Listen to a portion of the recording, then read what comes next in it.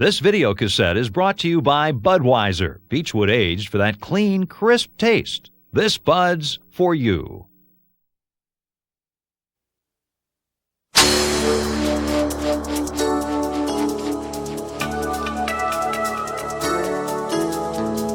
The Clydesdales, the symbol of Budweiser quality, of Beechwood aging, the choicest natural ingredients, and a genuine commitment to freshness and taste.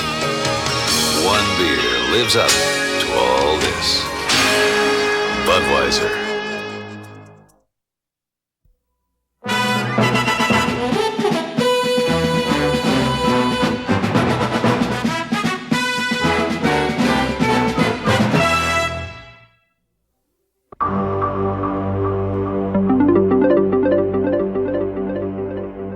This man accepts the historic challenge. A Sunday afternoon drive in Indiana. 500 of the toughest fought miles in the history of motor racing. This man knows he faces the best in the world. This man and his team know the hours of preparation, the hours of frustration. He is dedicated to this race. This man has spent his life focused on one day, one race, hoping, praying, dreaming for this most cherished victory. This man knows he drives a historic road. He knows of those who have gone before. He has studied the great races, the great champions.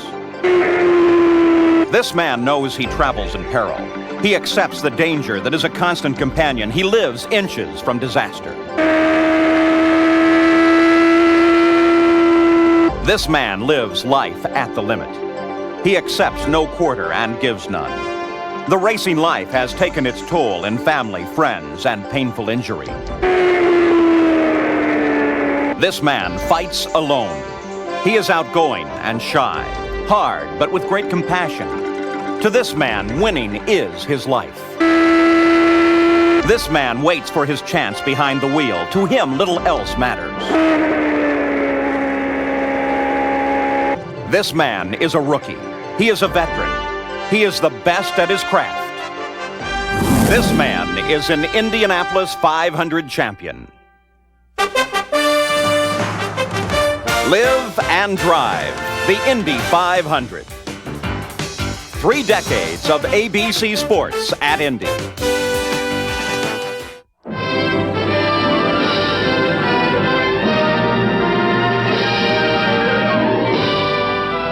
Spanning the globe to bring you the constant variety of sport, the thrill of victory and the agony of defeat, the human drama of athletic competition.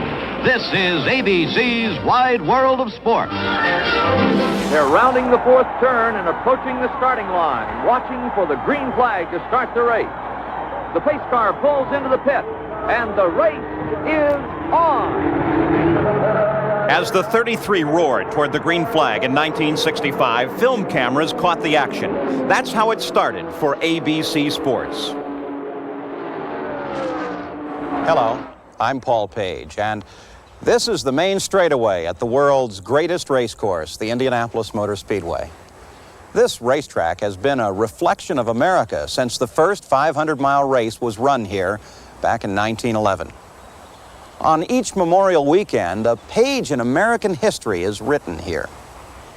When ABC Sports first began covering the 500, we found out very quickly it was much more than just a car race. It's a mixture of the precision and high technology of the race cars to the daring abandon of the drivers who try and harness the frightening and ever-increasing speeds. It is a story of people, from the close-knit racing fraternity to the giant crowds of nearly 500,000 that jammed these stands to see the race. Ladies and gentlemen, it is my great pleasure to introduce to you Mr. Jim Neighbors, singing the traditional Back Home Again in Indiana.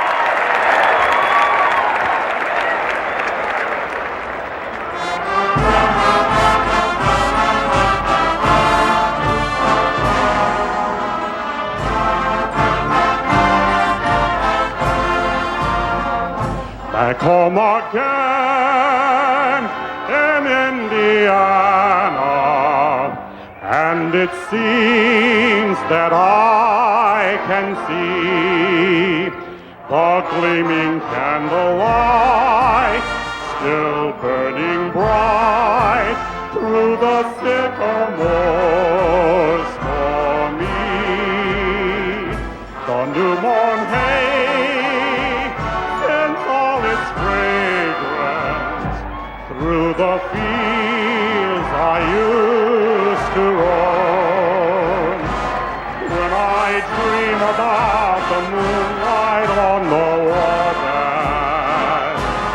how I long for my Indiana home.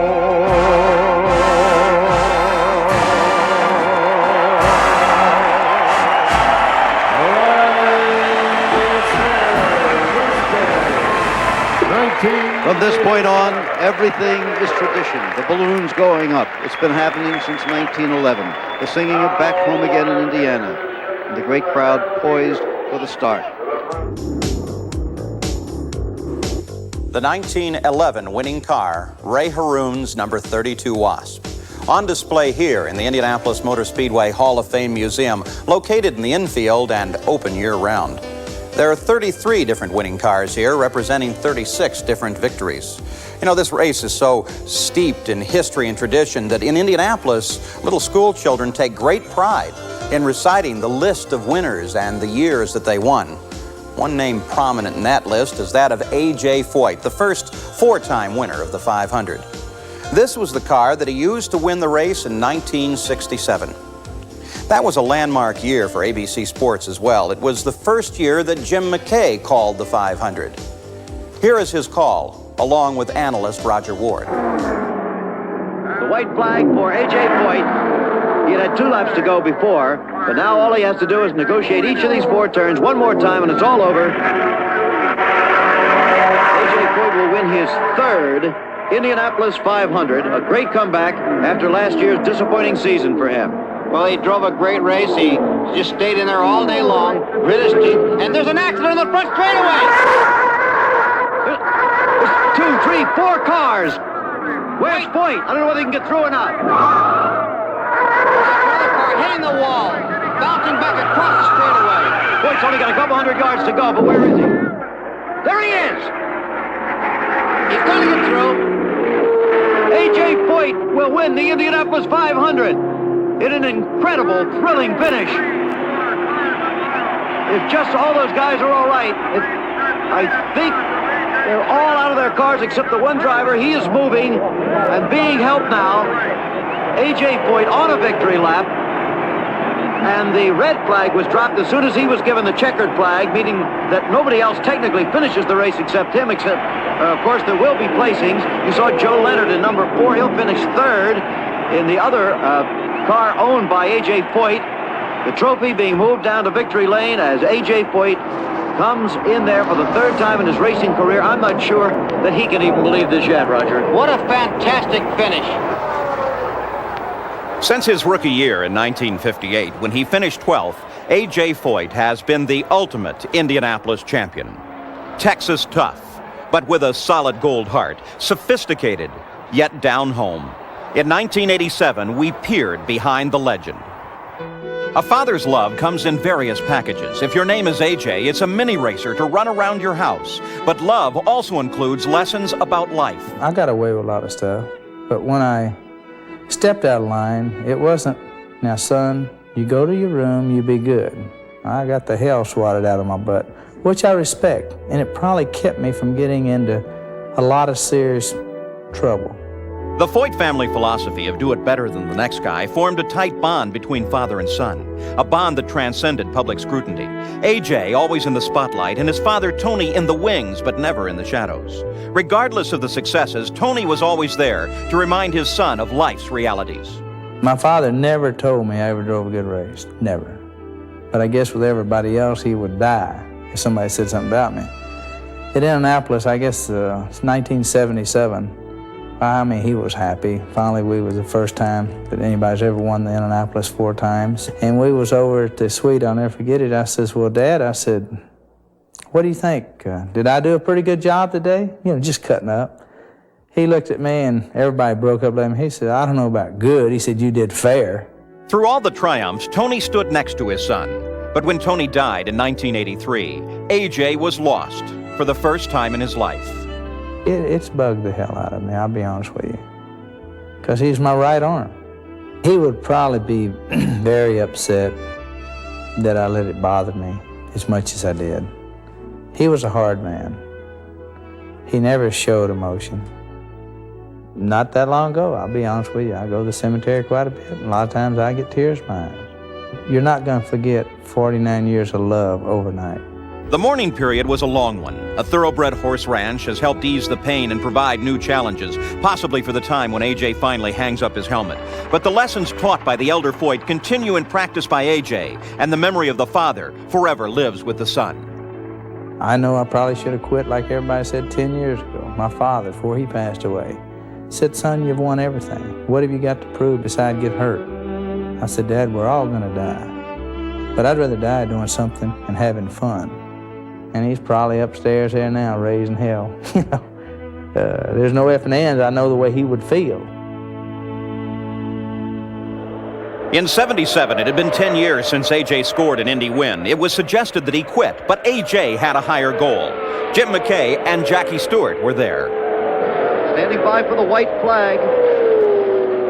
Well, I reckon he's pussyfooting that throttle pretty well. And there's the white flag by Pat Vidan being held out. I'll bet you anything he's driving with more economy than any Scotsman would economize with right now. I bet he's not giving it all that can give it right down that throttle of that great big turbocharged engine that he himself has put together. The man is a constructor, a designer.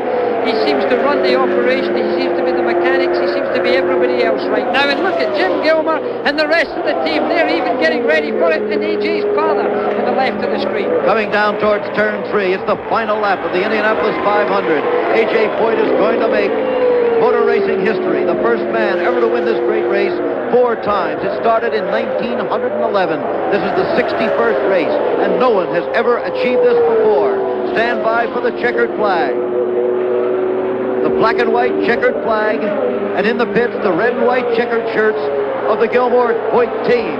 It's all over. A.J. has done it.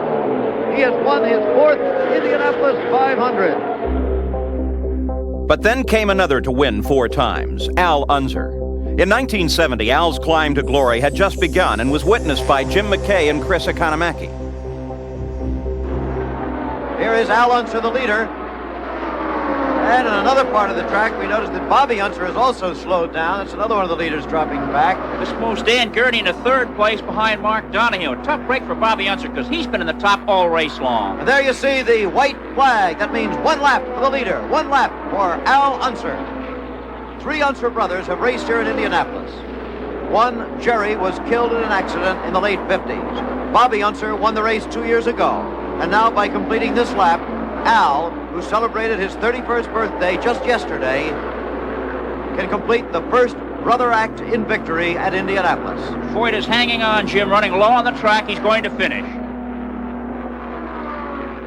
But it appears it will be Al Unser the winner right here, the Johnny Lightning Special, with Mark Donohue 2nd and Dan Gurney 3rd, Donnie Allison 4th, and Jim McElreath 5th. Foyt's car is going extremely slow on the track. He's being passed by many cars, Jim. The crowd of more than 300,000 on their feet now, paying tribute to the apparent victor. There's the checkered flag. He takes it, and it's all over. Al Unser has won the 1970 Indianapolis 500. 17 years later, Mario Andretti was impossible to catch. Al was a 3-time winner, but with a year-old car and a pickup pit crew. Late in the race, he was running a distant 3rd to Andretti with little chance of moving up when Mario's engine failed. Al was now 2nd, but still well back of Roberto Guerrero, now the leader. Jim Lampley, Sam Posey, and Al's brother Bobby covered it live.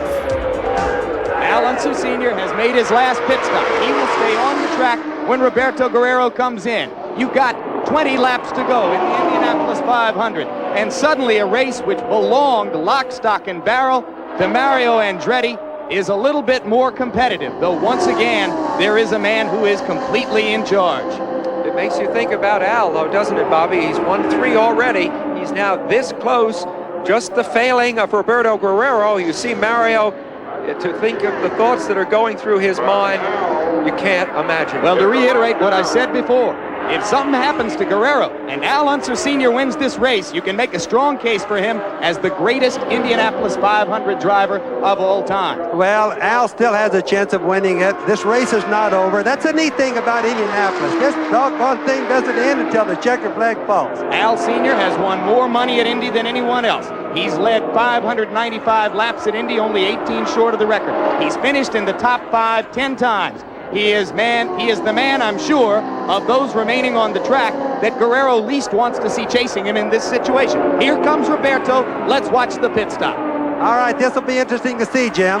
They better not make mistakes now. He has a chance of winning this race. Now's the important time. Everything in racing comes down to the very last part. Now there's second place, Al Unser Sr., and he is still out on the track, remember, as Guerrero makes the pit stop. No adjustments for Roberto so far. The critical thing here for Roberto to get out of the pits before Al Sr. makes it back around on the front straight.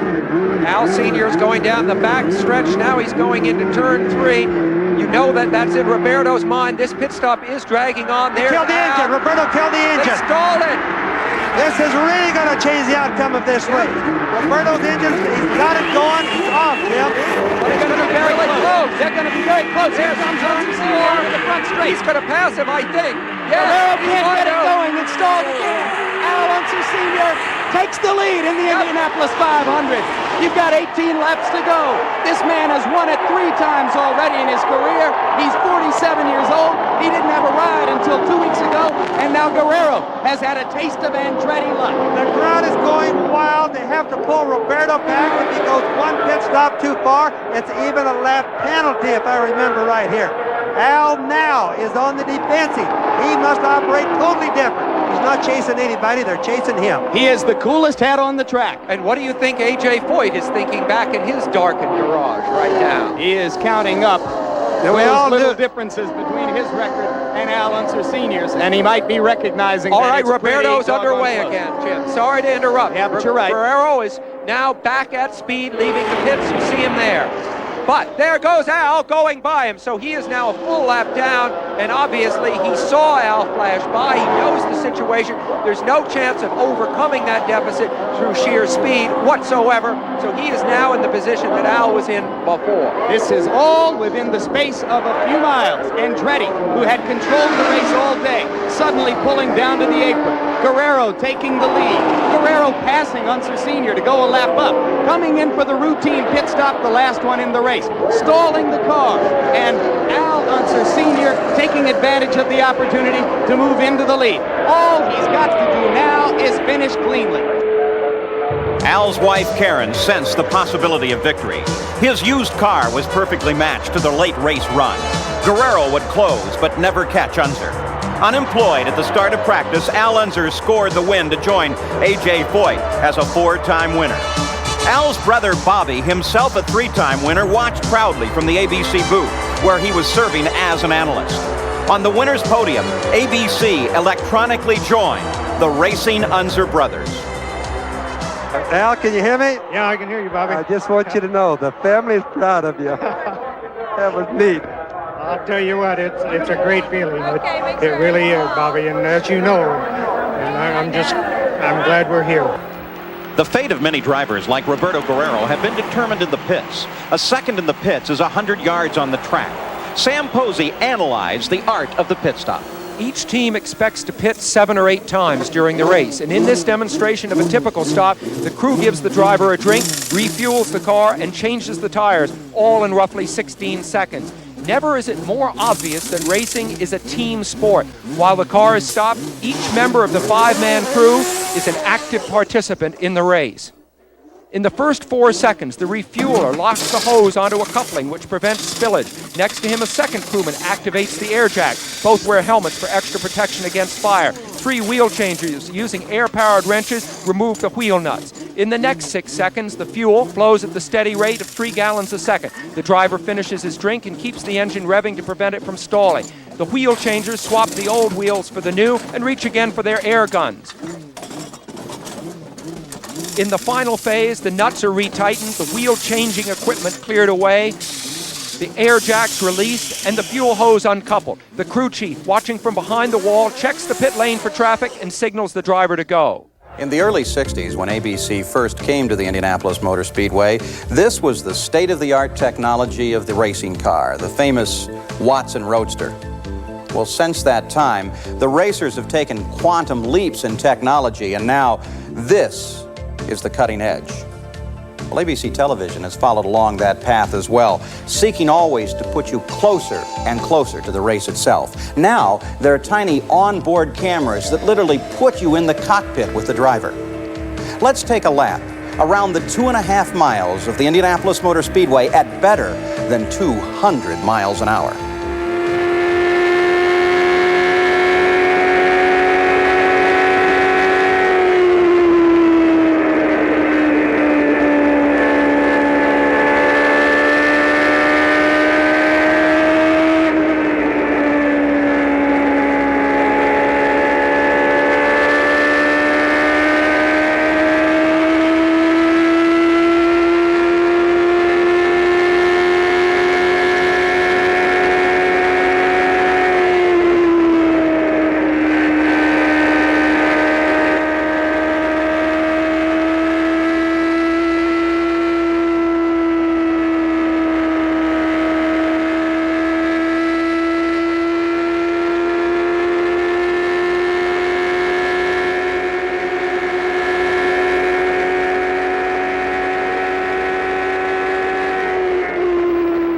The onboard race cams are a key to our coverage now.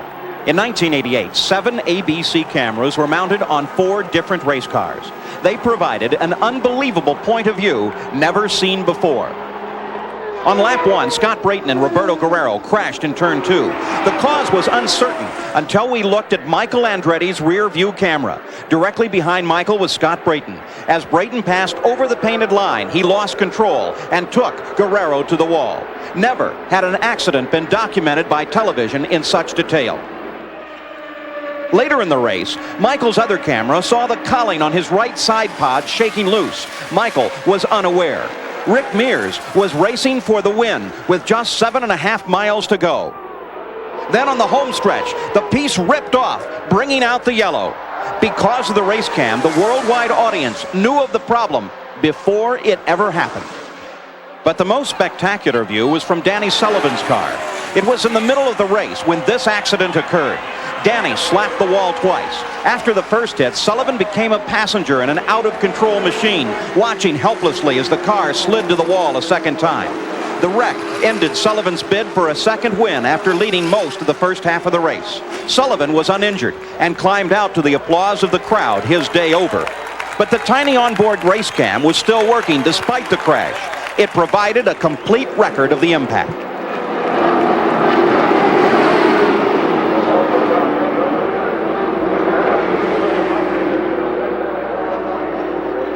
Each year, the cameras become more sophisticated. Who knows what the future holds? The speeds are spectacular. 214 in the turns, 222 on the long straights. While most tracks measure a lap in seconds, Indy measures speed. In 1977, the 200-mile-an-hour qualifying barrier was not yet crossed until Jim McKay and Jackie Stewart watched Tom Sneva. This you're seeing is certainly history, the first ever official 200-mile-an-hour plus lap at Indianapolis. What a fast way this young man's come up. One of the very few young drivers to come out of USAC racing recently. In recent years, the same old established stars have held their position, but Tom Sneva has come up and has surpassed them. I can remember us doing a telecast, Jim, from Trenton, New Jersey, when I managed to prophesy that he was going to be one of the drivers of the future, and look how close he is to the wall. This is one of the arts of driving at Indianapolis. You've got to be very close. You can't be too close that it puts you off.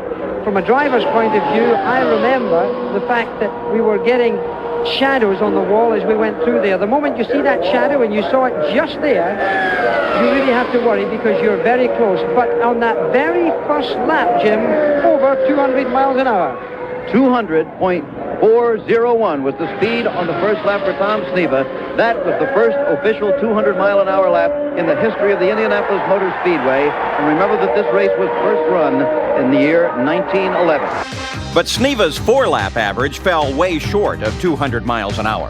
Since ABC first started covering the race, the 4-lap qualifying average has climbed steadily. In 1981, we saw our first 4-lap qualifying run at better than 200 miles an hour. By 1985, 200 was a warm-up lap. In 1986, Sam Posey centered his attention on speed. This was the shape of speed in 1911. Ray Haroun's Marmon Wasp winning the first Indy 500 at an average speed of over 74 miles an hour. 51 years later, in 1962, Indy cars were lower, more powerful. In this one, Parnelli Jones scorched around the Brickyard at a speed twice that of Ray Haroun's, over 150 miles an hour. And just 24 years after that, in the 1986 time trials, Rick Mears turned a lap at over 217 miles an hour, nearly 3 times Ray Haroun's speed. So, it took over 50 years to see Ray Haroun's speed double, but less than another 25 before it was nearly triple. Why? Much of the speed has been found thanks to an accelerated knowledge of aerodynamics and the use of wind tunnels.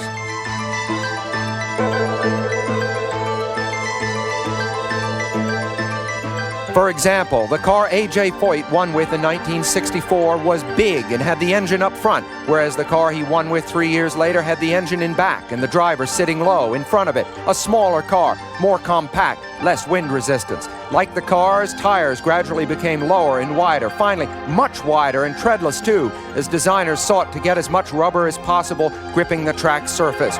Wings were introduced in the late 1960s. Now the same aerodynamic principles that allowed planes to fly up into the sky were used in reverse to force cars down onto the road. Then in the late 1970s, the mysterious technology of ground effects. So, where does it go from here? When Parnelli Jones ran his 150-mile-an-hour lap just 24 years ago, he toured this 2.5-mile track in exactly 1 minute. Today, doing 217 miles an hour, Rick Mears takes just 41 seconds, 19 seconds less than Parnelli Jones. Now, think of this. In the years ahead, if someone can trim just 11 seconds from Rick Mears' time and lap this track in exactly 30 seconds, his average speed will be 300 miles an hour. Sound impossible? What do you think Ray Haroun would think of today's speed? As speeds increase, reaction intervals go down. Anxiety increases and danger is ever present, as Tom Sneva discovered in 1975. Keith Jackson called the race that year. Now here we come down with A.J. Foyt beginning to move through traffic, and he's running in behind Tom Sneva. Eldon Rasmussen, number 58, is in the yellow car coming around turn number 2. And oh, we've got an axe! Sneva is on the wall. He goes into a terrible slip, and we have a fire. The engine is ripped off the back of the car and comes tumbling across. A.J. Foyt was right behind him. He was able to avoid it somehow. But Tom Sneva is in the car. He's moving around. He's trying to get out. An incredible accident on turn number 68, Tom Sneva. There is fire. Sneva can't seem to get out of the car. The fireman is there, spraying it down. Question is there fire in the cockpit? But what a spectacular flip, and the fire suit hopefully will protect young Tom Sneva as he struggles to get out of the car, and Jackie, it appears that he is trapped in that car. Yeah, he is, but he's got lots of help there. They're obviously dousing the fire. You can't see the alcohol flame, of course, but he looks as if he's okay. He's certainly moving around. I don't think I've ever seen a driver move so easily after such a terrible accident. That's one of the most horrifying crashes I've ever seen, to have a driver come out of that even moving in the way he is. Now look at the replay of the accident. They go into the turn together. As they go into turn 1 there, you can see they're going even, going into turn 2 even. As they go through there together, somehow they touch. Now you see Sneva in the blue car low down, and he actually goes into what I would call a classic open wheel racing car action. It climbs over the front wheel of the yellow car, of Rasmussen's car. This is the type of accident that can occur. It seems to be that Tom Sneva was in the inside line. Rasmussen stayed parallel with him, but look at that car slam against the wall, burst into flame, the car disintegrating as it goes through. The suites there, the people very close to the accident, the wheels are coming off, the engine is ripped off completely. What an accident. It looked to me as if these two cars tried to go through turn 2 together. I don't think it was Tom Sneever's fault, but I can't honestly say that it was Rasmussen's fault either. The yellow flag is out, but it looks to me as if it was just a standard motor racing accident. They're still getting Tom out. He's standing up, Keith. That's a miracle to me. Incredible. What a lucky young man this is. Sneva was not seriously injured. The safety systems designed into the car work. They are not only the fastest, but the statistically safest racing cars in the world. Still, the possibilities are frightening. 200 miles an hour on a track, 50 feet wide, racing 32 others.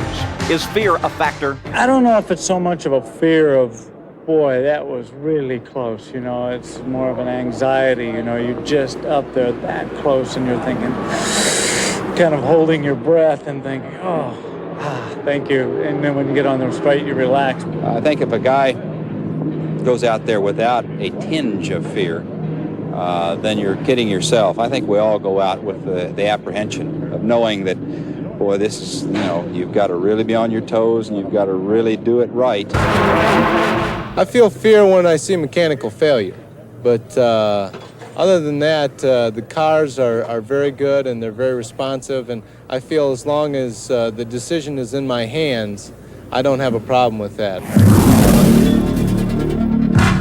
I feel concerned, yes, indeed. I think, but I do that anywhere. Sure, I've always felt fear. I always have. I know a lot of people tell you, you know, they're big, brave heroes, but I've always had fear of race cars. What all racers fear is a crash on the start. 33 cars maneuvering inches apart at high speed. In 1973, Jim McKay watched as the nightmare became reality. The base car coming off. Jim Ranson takes the base car off the track. He should get the green right now. Doesn't look like a repeat of last year's start. No, it's a good one. And here they come. Bobby Unser going for the lead. Johnny Rutherford right alongside him. Rutherford down low, but Bobby, there's a terrible crash on the home stretch. There are several cars involved. We can't see the numbers, but it's been a bad crash on the start. It was in the middle of the field somewhere. Terrible thing. Explosion. This is what everyone has feared. This is why there's been such a terrible atmosphere of fear here all weekend long. It's a shame there's the driver waving. He might be on fire, that man, the way he was waving. You can't see an alcohol fire. Those explosions are not cars. Those are the bombs overhead that are normally set off during the start of the race. But here's a replay of what happened here. You will see how the cables inside this screen are the only thing to stop this car from flying into the crowd. There, watch now. The screen itself is completely destroyed. The cables flinging him back out of the race course upside down, and hear that pinwheel effect. The alcohol-based fuel spinning out of the car upside down. Another car, Lee Koonsman, I believe, number 16, barely missing the crash. It's Salt Walther, who is under the car. Terrible, terrible accident on the start at Indianapolis. Only 7 seconds after the start of the race. Salt Walther was trapped upside down, only his legs visible. Within seconds, he was rescued, and after a year's recovery from injuries, raced again. We don't know the name of the pig. The little boy is Italian-born Mario Andretti. Mario was born to race and to win. In 1965, both Mario and ABC were rookies at Indy. Our hearts rode with young Mario on his first qualifying run. Very early on, there were signs of the greatness to come. Mario is the most versatile driver ever to take a wheel in hand. Jalopies, midgets, sprinters, all were winners when Mario guided them. He is the only man ever to win the Daytona 500, the Indianapolis 500, and the Formula One World Driving Championship. In 1969, he came to the Speedway with a new car only to destroy it in practice. Mario would have been a long shot to win that year, but luck was riding with Mario. Jim McKay called the win. This is the scene in the closing moments. The white flag, 1 lap for Mario Andretti. And Andy Granatelli can hardly stand it. Finally slipping on his red victory jacket. He still won't talk to anybody. And the crowd beginning to pay its tribute to Andretti. The young man who came to this country at the age of 14 as an immigrant from Italy. He had driven racing cars even before he came over here. This was the one he wanted more than anything else in the world. And here it comes, Mario. The checkered flag of victory. He's done it. And look at this scene in the pit. It was a Cinderella win, not just for Mario, but for Clint Bronner, his mechanic, and owner, Andy Granatelli.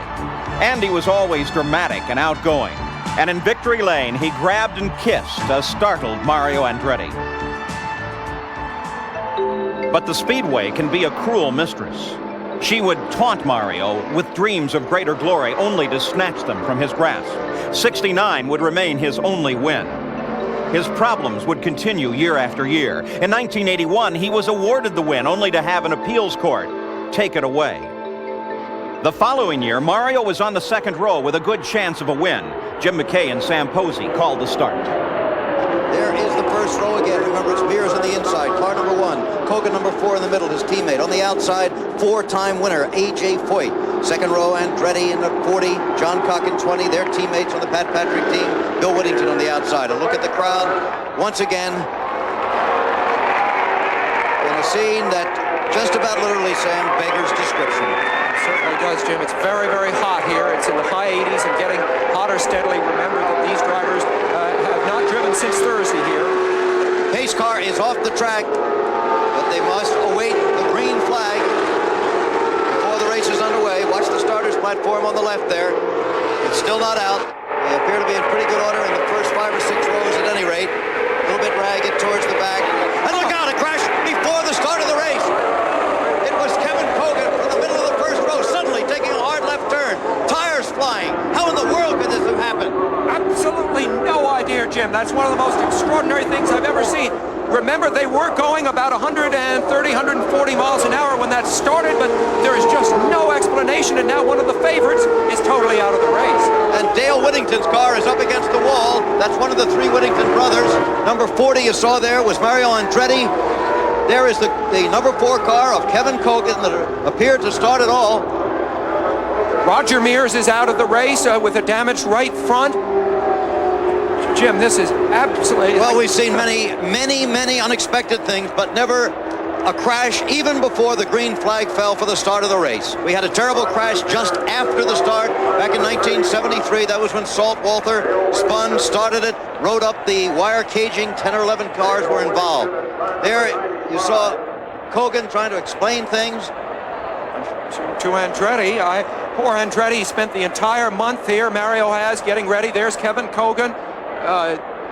And now we have a red flag, Sam. That means the race is officially stopped. Remember, it didn't start, but it is officially stopped. It's not just a yellow situation.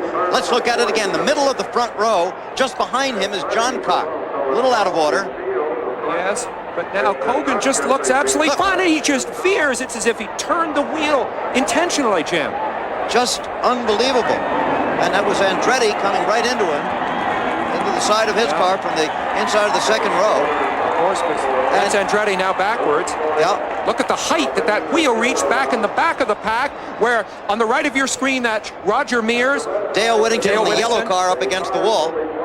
That tire bouncing along, that's Andretti's car stopped with its back to you on the right. Maybe you noticed the yellow flag came out instantly. Instantly, yeah, the officials can't be faulted in any way. They've handled this beautifully. There it is. Somebody has a theory that... Unbelievable, and of course he hit A.J. Foyt really hard, Jim, and it may be Foyt's luck not to have had his car damaged in any way. I've never seen anything happen on a racetrack for which there was no explanation. Well, now you and Jackie have been saying if there ever have been odds-on favorites in this race, it's the 2 cars of the Penske team. One of those cars is gone, and the race hasn't even started yet. So many times Mario has come so close. A failed switch, another driver's error, a blown engine, all have grabbed certain wins from Andretti. But Mario keeps coming back, hiding the disappointment. Sometimes you just have the toughest time in hiding your real emotions, even though you like to act like you can take anything and no problem, but the disappointment is there because you're here grinding away for so long to try to finally arrive to the day of the race. We're preparing here for 3 weeks, undivided attention to the event. Most other events, including 500-mile races, they're 3-4 days of intense preparation at the racetrack, boomed in, the event happens, we love it, obviously. Here, sure, we love it, or hate it. This is the tradition. This is what we have to live with. And since this is what you have to do, might as well like it. And I like it in that sense.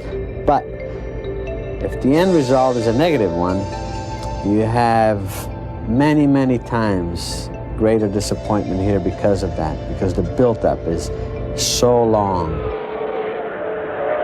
At the midway point in the 1985 race, Mario Andretti was in his familiar position out in front, but he was being chased by young Danny Sullivan.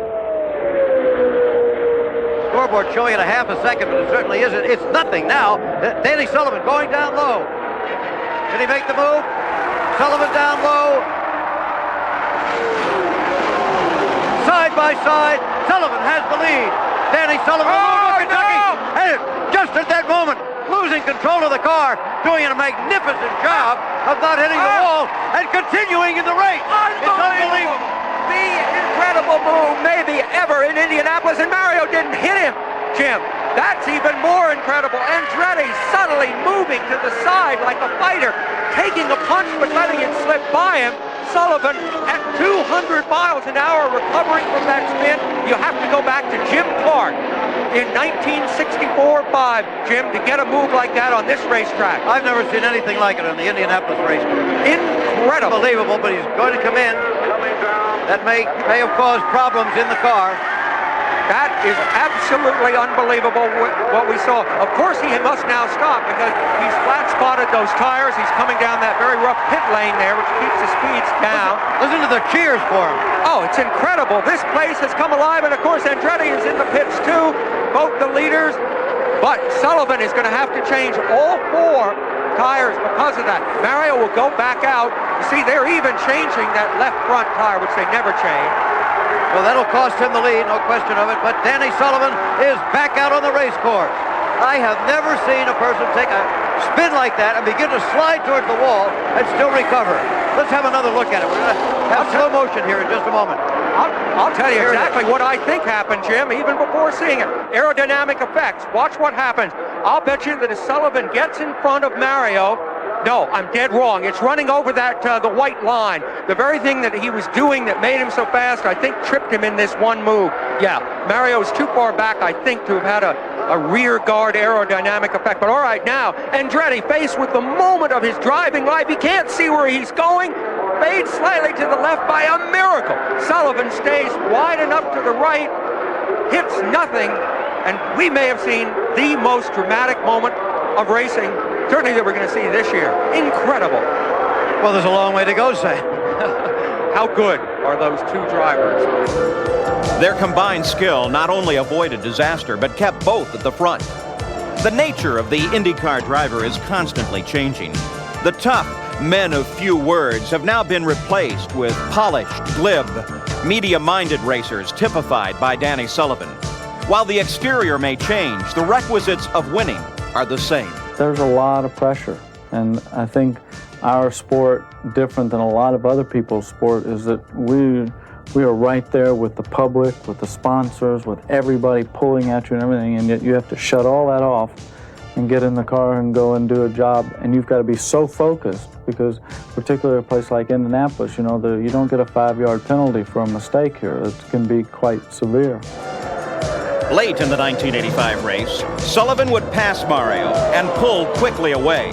Mario could only watch the fast disappearing car of Sullivan during the final laps. The next time around he will get the white flag, indicating 1 lap to go for the leader, just 1 to the checkered flag. Looking around inside the car, it appeared there. Yeah, Sullivan has worked as a janitor, a cab driver in New York, a hand on a chicken farm, a waiter, a lumberjack, sod cutter, but I don't think he's ever worked at a job quite like this, the winning of the Indianapolis 500. Here comes the white flag, 1 lap to go for the 35-year-old who, at the point you make so well, Sam, he is known as the swinging bachelor of the circuit, but he has paid his dues. All the menial jobs he had with 13 years of racing behind him. Yes, he has, but for all of the things that I hope and wish for Danny Sullivan, and I'm one of his greatest fans, this man, Mario Andretti, looks as if he's headed for defeat today. On the day he said he had the best chance ever in his 20 years to win the Indianapolis 500. I feel incredibly for Mario to put so much work and so much hope into this, and is coming up short, just a few seconds worth. The old American hero will lose the race. The new American hero is Daniel John Sullivan III of Louisville, Kentucky, who has won the Indianapolis 500. Mario Andretti finished second. Roger Penske, the crew chief. Now is the time to celebrate. They didn't budge a muscle until he had crossed the start-finish line, that yard of brick, for the last time. In racing, especially at Indianapolis, winning is all that matters, as seen in the post-race interviews. I looked at it this way, that the sun was shining on me. That if I got away with that and was still in the race and was still in second place, somebody was looking after me. And I figured if we could do that and still come back, we had a good shot at it. And I knew that I could run with just about anybody, and I knew I had to measure on Mario, so we were just looking for to stay out of trouble. And then when that happened at the restart with all those guys down there, and we got through that, I knew we were making it home. Well, I thought it was rather weird the way he tried to do it. I gave him plenty of room, and he pinched it down there. I knew that once I took him down, he took the bait. Once I took him down so deep, I knew that he was cooked. But, I mean, he was just lucky, that's all. But Mario's focus for 30 years has remained steadfast on the checkered flag. Few know Mario as well as car owner and friend Paul Newman. You would think in his 40s that he would leave a little cushion for himself, that he wouldn't run up against the wall when he comes out of turn 4, and that he would give himself a little extra something to cushion himself. And he doesn't. He simply takes it right to the edge every time he goes out to qualify. And as a parent, when he comes into the pits, I mean, everything is going. The adrenaline is pumping. You can see his pulse is up to about 163.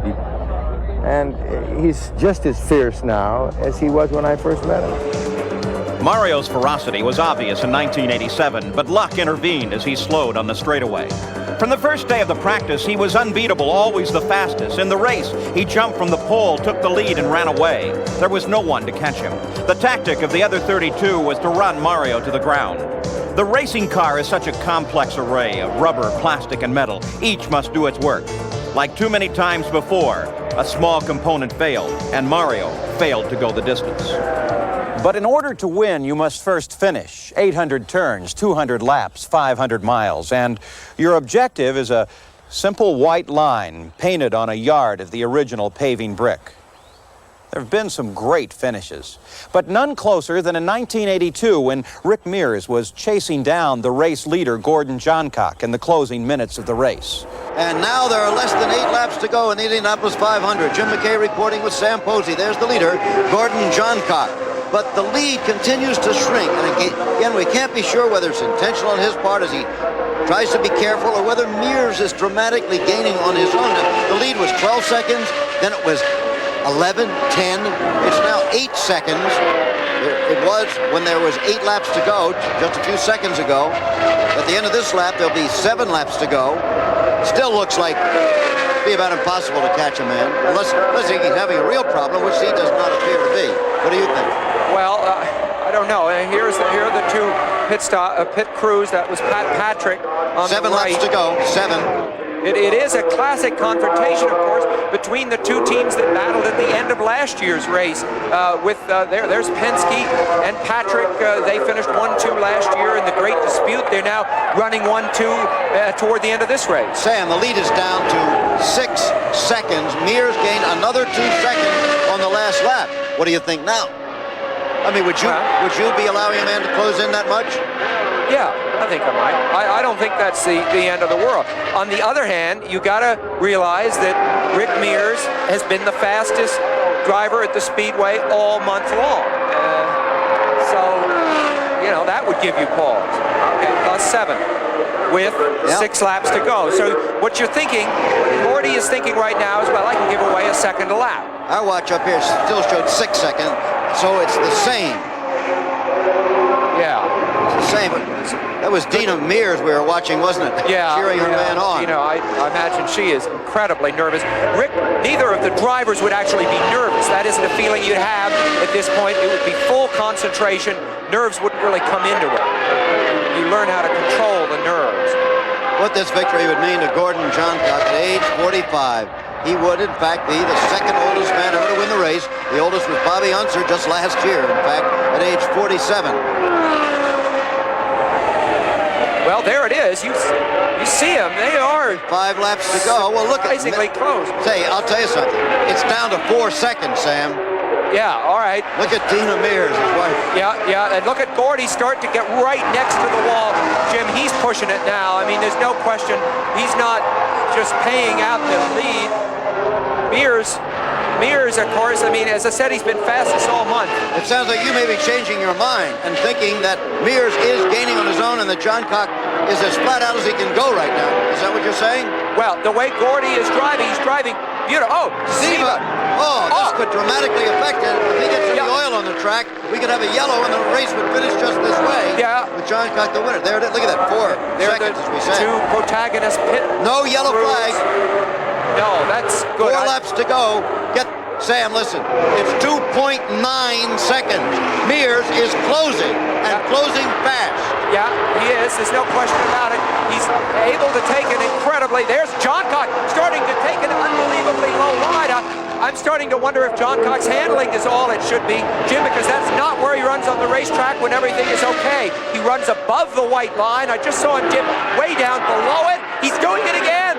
Oh, well, they make a pass there. Okay, but Johncock, I think, is behaving a little. He's really pushing it. That's what I'm trying to say. Is there time left for Mears to catch him? Very, very doubtful. But it sure isn't over yet. Well, there it is. They give him 3. There We get is. less than that. We get about 2.5. Okay, I don't think. Now, you don't need to measure seconds. You can see them. You see it now. Will traffic be a problem? One of the Winningtons is ahead of them at this stage. Remember, if Mears catches him, he's still going to have to pass him. Sam, we've got a trophy dash to the finish line. If this stays this way, there's never been anything like it. The closest finish in the history of Indianapolis was in 1937, 2.16 seconds. There's Dina Mears. Her man is the man that's closing on the leader. Yep. Look at Mears pour it on, Jim. I know when you're this close, I mean, you can reach out, you can feel that guy ahead of you.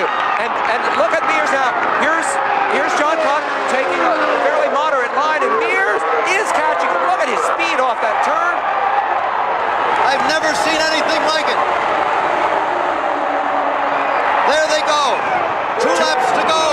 There's time to catch him if he can do it. Rick Mears, his wife. The stopwatch, 0.63 seconds between them. I don't have to tell you what's going to happen if he catches him. It's going to be, I mean, this is extremely dangerous business right here. I don't think I've ever seen an open wheel car race with people this close at the finish. No, and never so fast. I mean, these laps in the high 190. Look at this. Dina there. All right. He may do it. Yeah, he may. He's that close. Look at that shallow line. They're going to get the white flag. There'll be 1 lap to go. As he moves along, tries for Johncock. Is he going to do it? The white flag out. This is the final lap. Going down into the first turn. What? No. Gordon held him off there going into that first turn. Over the roar of the engine, you can hear the 400,000 people going hoarse. All right. No one has ever seen this before in Indianapolis. This is the back straight, Jim. There's 2 turns to go now. Mears behind, and he's again trying to slipstream it. Johncock did a good job of staying ahead of him in turn 1 when he made that move there. Good. That was brilliant. That was brilliant. Not quite over. Johncock still with the lead. Here it comes Headed again. for the finish line. He's still closing. That's his wife. It's too late now. You only got to pray. Look at that. There you see them. Mears. Can he make a move at the finish? He's making a move. No, not quite. Gordon Johncock has won the Indianapolis 500. He won it by less than a car length. Less than a car length after 500 miles. The disappointed wife of Rick Mears there. The jubilation in the pits, the Pat Patrick pits. Gordon Johncock has won it. He held on in the closest finish in the history of the Indianapolis 500. 66 races. Never anything like this. That's Roger Penske's wife, Kathy, consoling Dina Mears. Each year, nearly 500,000 people journey to the Indianapolis 500. Millions more join in watching on ABC. The race is the world's largest single-day sporting event, but it is much more than just a race. The greatest spectacle in racing is very special. Each year, as one man celebrates, others have already turned their thoughts to the next race, the next chance to win.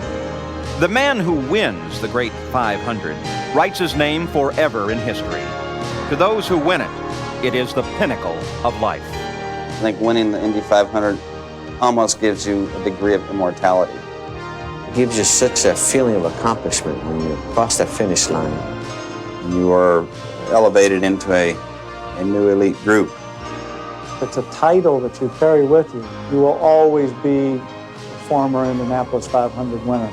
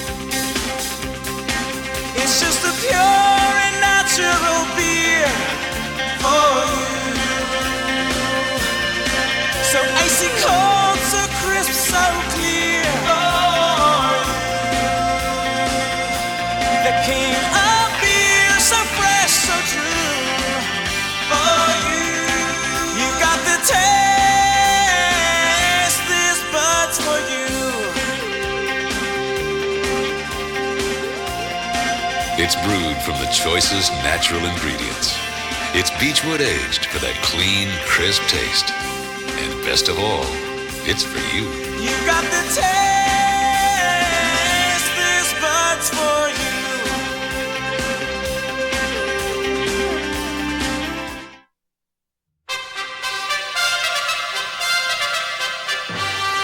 CBS Fox Video proudly presents a brand new release from the ABC Sports Library. The Jewels of the Triple Crown. Stunning beauty, thrilling action. Horse racing is the #1 spectator sport in America. And on this video cassette, the greatest moments in horse racing history.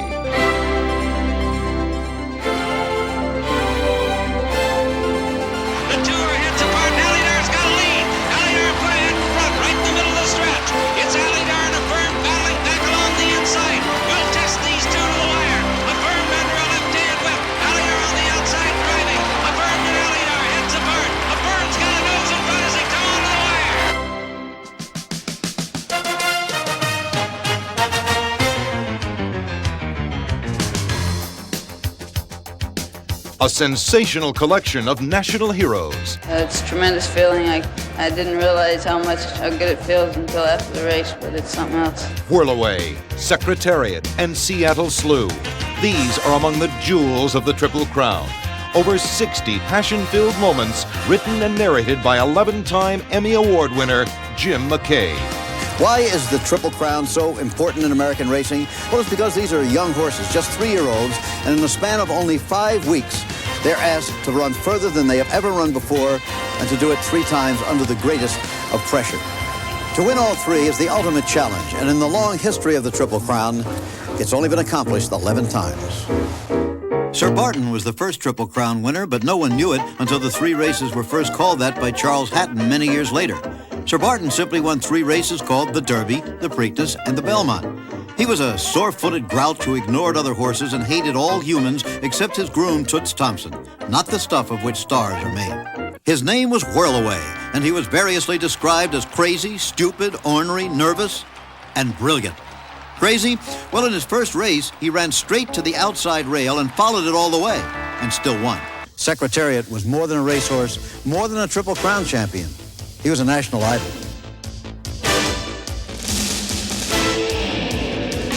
Secretariat on the outside to take the lead. Jam holding in second. It's Secretariat. The jewels of the Triple Crown. Classic races, exclusive footage, and the brilliance of Jim McKay. Only to be found on this very special video cassette. Witness nature's masterpieces in their greatest moment of glory. The horse that wins the Triple Crown has proved his worth.